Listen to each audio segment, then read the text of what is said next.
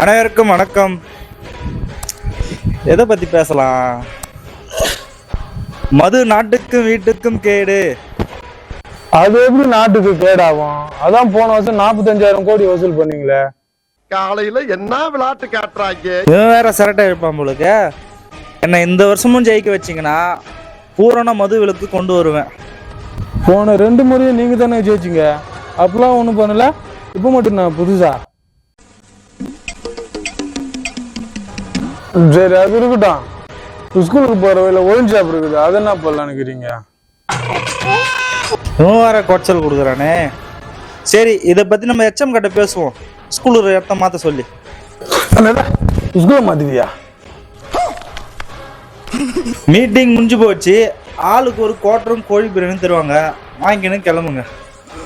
முற்போக்கு சிந்தனவாதி.